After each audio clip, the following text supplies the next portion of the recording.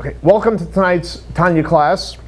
We are in the second section of Tanya, Shar, HaYichud, VaHaemunah, and we're actually holding Perek Yud Beis, chapter 12, which is the last section of the second section of Tanya. So it's sort of like a siyum, where we complete a full section, which is the second section of Shar, HaYichud, VaHaemunah. So tonight we're going to talk about, as the name of the whole section is called Shar, right, the gate, the entryway, of Yichud, the oneness, where it's all one, VaHaemunah, and the faith in the idea of the oneness, which we discussed several chapters ago, that ultimately the whole idea of oneness, and there's one referring to not one versus two, but oneness, where everything is one. That's something which logically it's hard to really comprehend, but with the gift of emunah, with the gift of faith, we're able to really connect to the idea of the oneness of God. So today we're going to be talking about the concept of the name of the section, the way the whole world is one with God. The whole world is one with God. With capital O. Okay, so in the previous chapter, chapter 11, the Alter Rebbe explained as follows, that everything comes from God. Now, if everything comes from God, and it does, so how come there's so many different things, different people, different attitudes? It's raining, it's sunny. I mean, look, there's so many different things. If it's all one, so how can we see so many differences?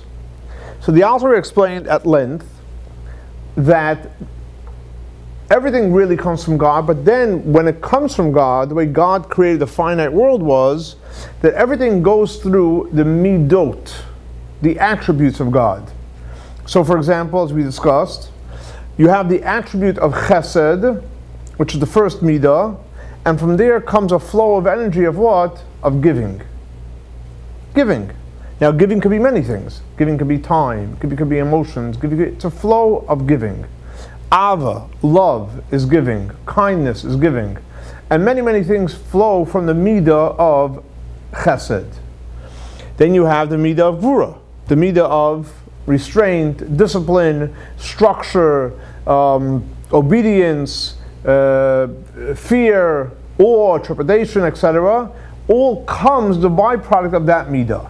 Then you have Tiferes, and all the midot, the intellectual midot, the emotional midot, all the midot of HaKadosh Baruch Hu, through that God used to create the world, and depending on what midah is the primary force of that creation of God, that's what type of energy it's going to be. So for example, someone or something is created from the midah of chesed, it's going to be more open and more flowing of energy. If someone is created more from the gvura, it's going to be more disciplined. Or someone is more from the chachma, so it's going to be totally more abstract, and so on and so forth. But ultimately, everybody has a full package. Everyone comes from the full package. The question is, which is the dominant force? Now, so the energy where everything comes from, in the source obviously everything comes from God. But the God that we can relate to, because we're humans, we're finite, it comes from the midot of God. Namely the 10 midot. Now, from the midot itself, which is, again, the ultimate source is God, the source where that goes into, which becomes the next closest source to us, is the midot. Now from there come the Asara Mamarot, the 10 utterances of God, that by God saying certain words, for example, Yehi Rakia, the heaven, right, should be created. So all of a sudden the heavens were created. Literally from a Mamar, from a Dibur of HaKadosh Baruch Hu, from the words of God, things were created. Which again, the source of the Mamar comes from the Midah, and the Midah obviously comes from the infinite part of God.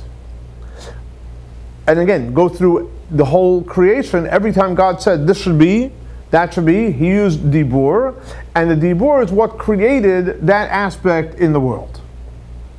So that's what we discussed last week in chapter 11.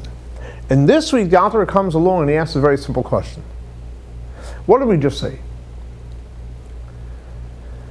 We just said Everything comes from the infinite God, through the Midot, and what pushed the button for the creation, and the different creations is the Asara Mamarot, the 10 utterances. So the question is, I'll ask a simple question, if it's coming from the 10 utterances, there were 10 utterances. So how come there's so many different things in the world? Even, for example, let's say God said, let there be heaven. There's not one heaven, there's many heavens. Animals, there's so many animals. Different sizes, different shapes, different for countries. I mean, there's so many different kinds. People, all kinds of people. In everything, there's a tremendous variety. How is there so much? God said it once. Where did He created all these different varieties from 10 utterances? Yeah. And if, so that's on one hand, one extreme. How is there so many? On the other hand, if there is so many, how does it go in line with this section of Tanya, which is Shar HaYichud, that it's all one? If there's so many different people, so many different places, so many different things, where's the oneness? Yeah. You got it? Yeah. Good question. It's not mine. The Alter Rebbe asked the question. I'm just the mailman, delivery boy. All credit goes to the author, the Alter Rebbe. Okay. And you guys got credit for coming to study, and David for videotaping. So everybody gets credit, but you. We don't It's know. all one, right? It's all one. Okay. We don't know why. So the Alter Rebbe explains like this, and now he takes you into a journey, an important journey, in how the process of creation takes place. Now, again, we're not talking about the infinite God, that's infinite God. We're not talking about the Midot, we're talking about the Asar Mamarot that God used to create the world. Now, so a Asar Mamarot is the 10 utterances that God said, Yirakia, Yir, and so on and so forth, to create the light, the heavens, the earth, the water, the animals, the human beings, and so on and so forth. There were 10 utterances. Now, when God says a word, what is the word made up of? Huh? Letters. Very good. Excellent. So a word is made up of a letter. Now, how many different letters are there? Infinite? 22. Huh? In Hebrew, 22. Very good. Excellent. That's a good answer. You're like a lawyer. In Hebrew, 22. In Hebrew, 22. Right. We asked the question, what other language is there, right? But right? But it was a good answer. And the answer is correct. There's 22 letters. So now, there's a total of 22 letters, starting with the Aleph, ending in the Saf. From these 22 letters, God had to pick, because you only have 22. He picked different letters, and by picking different letters, God went ahead and created words. Should we lock the door? God created words. And from different letters, God created different words. Welcome, perfect timing. And then, perfect timing, God created the words. And then, from different words that got put together, God created a sentence, which was a Mamar. So in other words, a Mamar, we'll recap in a second. A Mamar is created ultimately through one of the 22 letters, and a mix of the 22 letters create words, and multiple words create a sentence, and that's what God used to create the world. Okay, just to recap real quick. We're studying chapter 12, Perek Beis in Tanya. The Alter is discussing, since we discussed last week, last class, chapter 11, that everything that God created comes from the 10 utterances. The question is, how come there's so many varieties, so many variations in the world if it's only 10 utterances? And on the other hand, if there is so many, how can it all be one? So here we start to explain. The Alter explains that ultimately, where does the Mamarot, where does the utterances come from? Where do the words come from? Everything gets created from a limited 22 letters. There are 22 letters, and by taking different letters and putting them together, that's how you have a word. And by picking out different letters, you have another word, and from that you have a sentence that God used to create the world. Now, but if you're dealing with 22 letters, how can you create such a complex and such a detailed world that is huge? I mean, the world. All over the world. And not only the world, not only this physical world, but all the heavens and the oceans and the different people and so on. From 22 letters, throughout to create that? Wow. Now, obviously, today with computers, you can have a better understanding of how it works. A little bit. A glimmer of it. But you can't compare. So the Alter Rebbe explains like this. And I'll tell you the words in Hebrew, and then I'll translate. Even though you're dealing with and this is actually, it's really powerful. I can guarantee a lot of inventions people use based on really comprehending the way God used from 22 letters to create a whole world. So there's 3 words. And I'll tell you in Hebrew, we'll translate. The first word is called Tzirufin. The second word is Chilufin. Sounds like Chinese, right? But it's Hebrew. And the third word is Temurot. Now what does that mean is as follows. You have 22 letters. Aleph, Beis, right? Till Saf. 22 basic letters. Now, the first thing is called Tzirufin. Tzirufin means that the way you mitzaref, you put together different letters. So for example, take, for example, a stone. A stone, an inanimate object. So a stone, how do you say a stone in Hebrew? Evan. Now, so basically, what does that mean practically? So the life force of the stone is the word Evan, which is basically you pulled out the Aleph, you pulled out the Beis, because it's like a puzzle, right? So we're taking out, I'm sure there's a game that they use this, right? You take out the Aleph, right? And you take the Beis, and you take the Nun, and you put it down, bingo! Not only do you have the 3 letters, but when you put those 3 letters together, there's infinite energy in those letters. There's infinite energy in the letters. But when you put those 3 together, it creates a magic creation of stone. So energy, which actually creates the Evan, right? Now, so the 3 letters Aleph, Beis, Nun. Aleph has energy, Beis has energy, and Nun has energy. The 3 letters create a stone. Now, what happens if you take away the Aleph?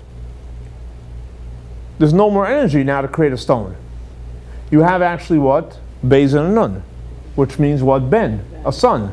So from there is the power and the energy that creates children, sons. A daughter would be a Beis and a Saf. So there's some kind of infinite energy that exists in every one of the letters. Now, every letter on its own has its own energy. Matter of fact, there's many books that actually talk about different energy from different letters. Aleph has its energy, and the Beis, and so on and so forth. But now when you start combining it, you start creating powerful energies that actually create certain things. Now, one letter, for example, has a certain energy. Aleph, right? The oneness. Beis, the 2, and so on and so forth. Then when you put them together, now you can take the same letters, for example, Aleph, Beis, Nun, and if you put it Aleph, Beis, Nun, you have a stone. But what happens if you basically do it Beis, Aleph, Nun, and Nun, Aleph, Beis? Because if you have one letter, how many different letters, how many words could you make out of it? 1. If you have 2, you have what? 2. How many combinations? Exponential. No. 2 to the second power. Right, exactly, 2. Now once you have 3, how many could you have? 6. No, now you can make 9. Because not only front one's backwards, because you have different combinations. The middle one could go in the beginning and the beginning, right? So you have more. You have 4. Right? So the point is, as you add letters to a word, now you have multiple combinations depending on the way you set it out. And depending on how you set it out, that's what you're going to get a different reality. So the first term the Alter Rebbe says, even though God was dealing with only 22 letters, but depending on how God pulls the letters and what order He puts them in, that's what you're going to have. So for example, let's say someone's name is Avraham. It's not just a person's name so we can call the person. The energy that person has is one of Avraham. or let's say someone is called Meir, right? So the energy of that person is Meir. I remember specifically the Rabbi said for bringing, what does Meir mean? Meir comes from the word of light. So this person brings light into the world. Or take, for example, Sarah. So Sarah is called Sarah. Why? Because she was a leader. And that's the shorish of Sarah is Shar. And so on and so on. Every single letter has energy. Every single multiple letters, depending on how it's set up, that creates different Tzirufin. So in other words, so far, we didn't get into the other two options, which we'll get to in a second. Just from the first option of Tzirufin, the way you put the letters together, even though you started out with 22 letters, but 22 letters, you can put 1, you can put 2.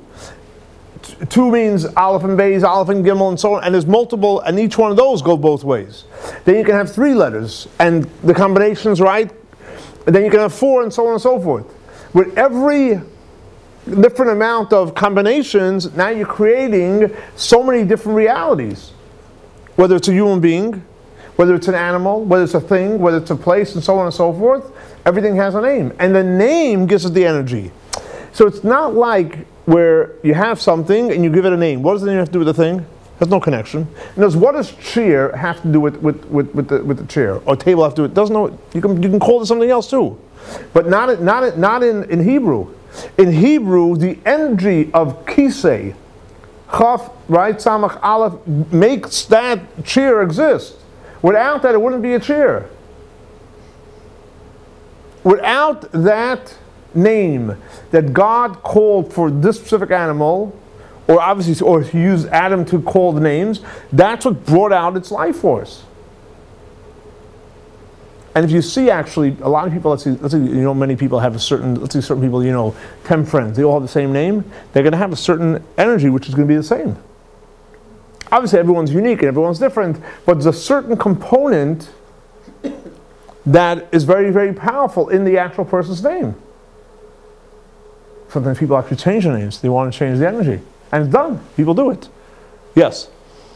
You said 3 words in Hebrew, and you would tell us what each of them was we did in one. English. Are you going to give it to us? Absolutely. I want to write it down. Okay, we're getting there. We do. Remember, in Tanya, we do things slowly. Holiness is slowly. Right? We don't get... Okay. I just didn't want you to forget. Yes, No okay. jumping in Tanya. There you go. Exactly. Okay.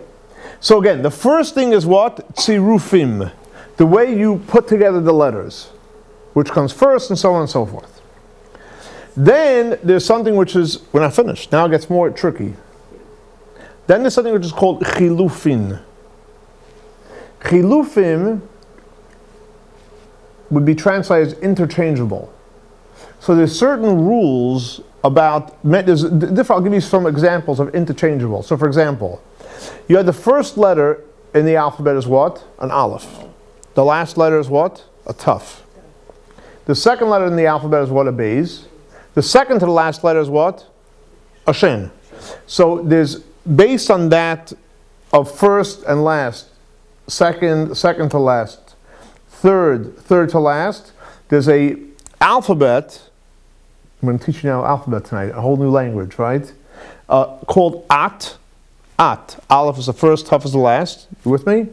Bash. Beis is the first, shin is the last. At bash, you ever heard that before? Really? You never heard of at bash? Oh my gosh, welcome to class. Okay, get your books. We're going to get out the pencils, right? Welcome to first grade. No, but we're first grade of at bash. No, so there is a whole language called, there's a language called at bash. So when you're saying aleph, you're really referring to the tuf. You're standing on your head, you're standing on your head, or you're standing on your feet. Or, it's not a joke. Or if you're saying tuf, you're really referring to the aleph. Or if you say the beis, you're really referring to the shin. And if you're saying the shin, you're actually referring to the beis. And so on and so forth, right? The gimel, and the reish, the dalet, and the kuf, and backward and forth. That's called chilufin. Now, so that's what, this is deep, this is 101 Kabbalah, right? So that's called chilufin, where basically, so let's say you have the word Evan, take for example Evan, so really, it might be the tuf, the shin, and whatever the nun is connected to. You got it? So in other words, so even though you heard Av, actually it's Tash, whatever Tash means, on a spiritual level. So that's why when somebody... When it starts making sense, then there's no sense. Exactly. There you go. So there's a whole alphabet called Atbash. Then there's other rules. So for example, Aleph, Ches, Hey are interchanged. So if you see in a word Aleph, really, if you look deeper, you'll see really a Ches or a Hey. Or Aleph, Hey, Vav, Yud. And again, there's many different sets of letters that are legally, according to the rules of Kabbalah and the way these letters are connected, you can exchange one for the other and they're interchanged. So all of a sudden, if you have now, again, the first thing we did, the first set was the way you put it together. That was alone, right? Tens of thousands of options.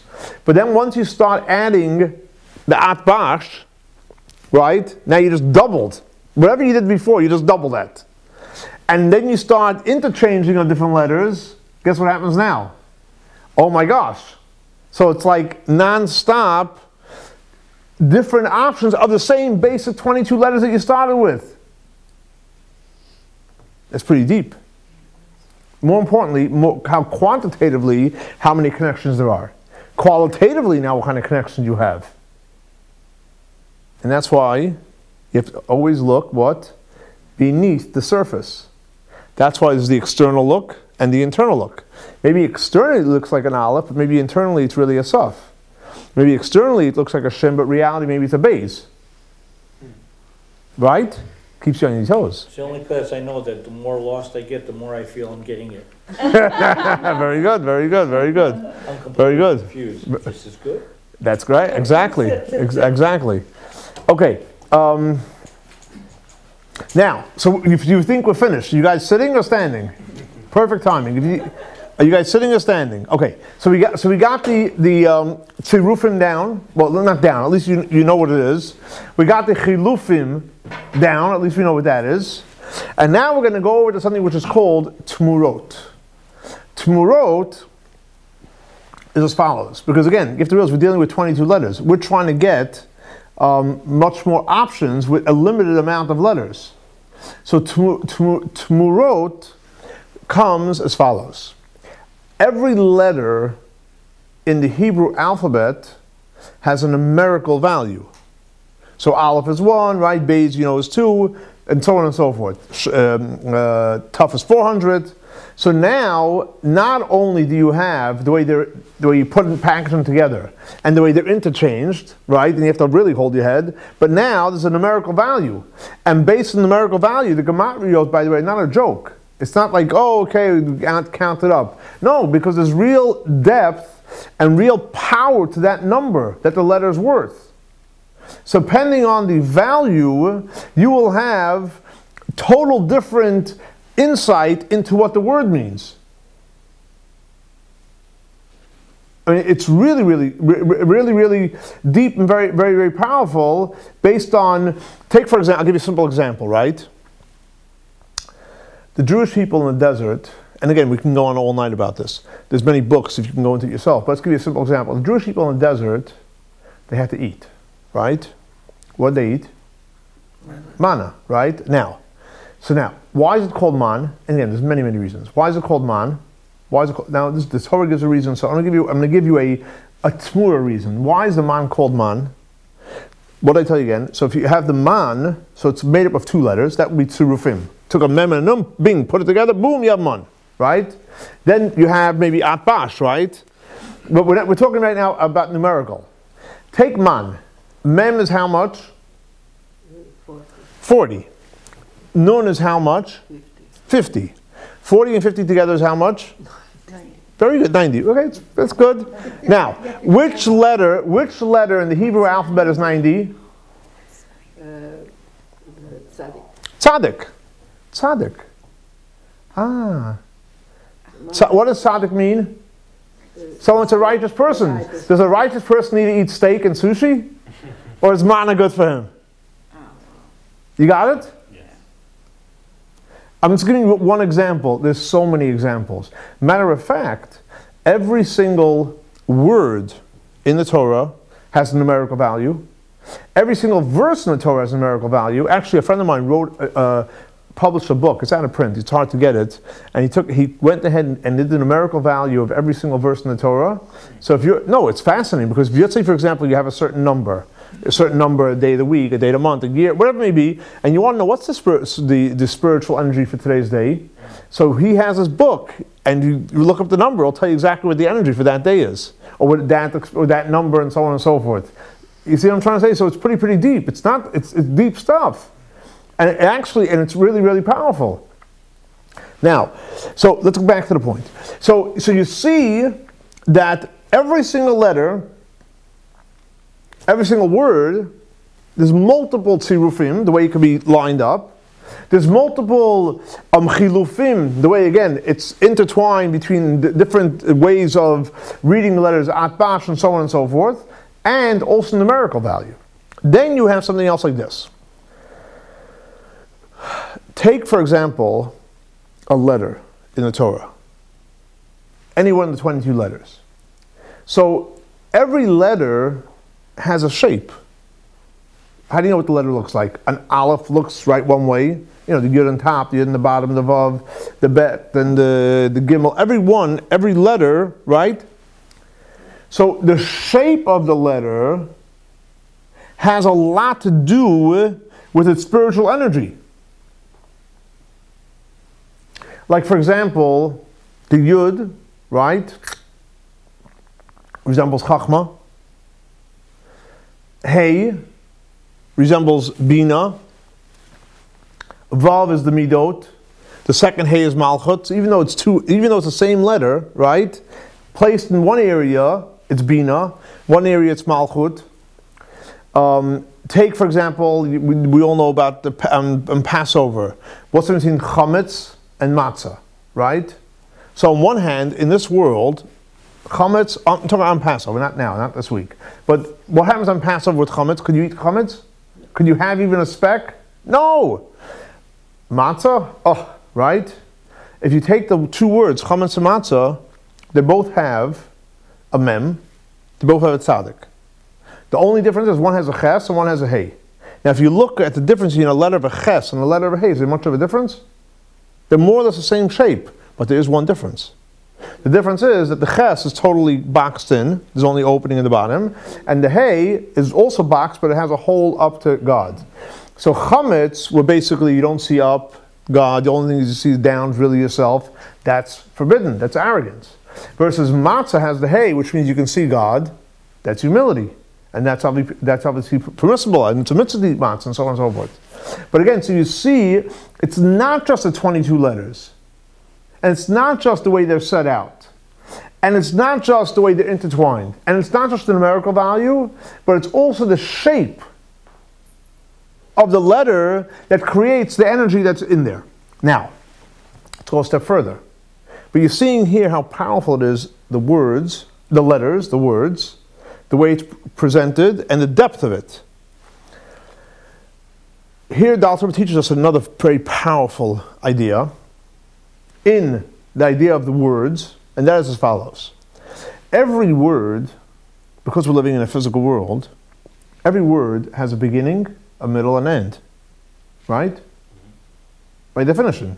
You say a word, say any word. Avram, Yitzchok, Sarah, Rivka, Kisei, Shulchan, right? So there's a beginning, a middle, and the end.